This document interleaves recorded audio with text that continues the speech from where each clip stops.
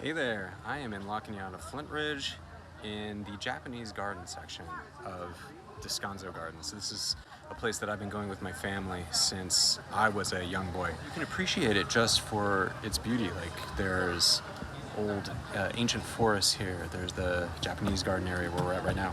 There's a rose garden. There's a California natives garden. But it also has a very layered history. So this land was Tonga land. It was inhabited by the Tonga people for about 10,000 years. When the Spanish came, they claimed it for their own.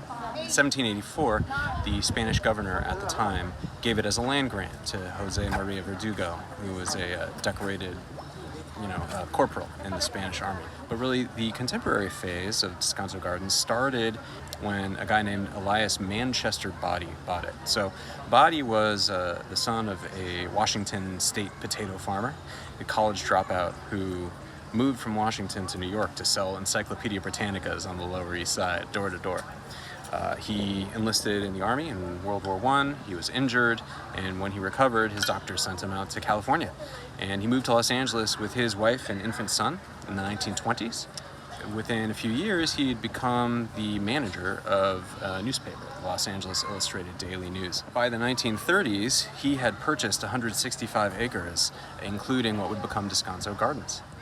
So the beginning of the gardens proper actually started in World War II when Roosevelt issued the proclamation, the order that Japanese Americans were supposed to be interned. The original camellia gardens and nursery that became the kernel of the Descanso Gardens were actually owned by two Japanese families, one of whom sold Body his camellias, and the other family sold their entire nursery in San Gabriel.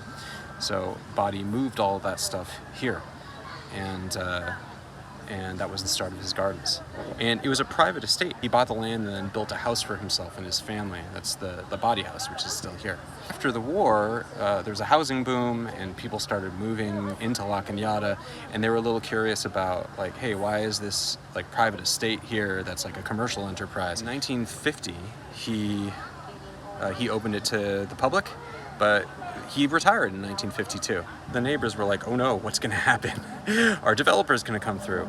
Walt Disney actually came around sniffing to see if this would be an optimal location for Disneyland. So the neighbors approached LA County Board of Supervisors and proposed an idea that the county could take it over. And that's exactly what happened. They voted to purchase the property and turn it into public lands in 1953. And it's been available to the public and owned by the county ever since. A lot has gone on since then. There was a guild called the Descanso Gardens Guild, just a group of local citizens who love this place and helped fundraise and help develop and gain more support. And so as a result of their efforts, there was a whole lot of new stuff added here. They added this Japanese garden, I think, during the 60s, and a lot of the other areas were built under their watchful eye.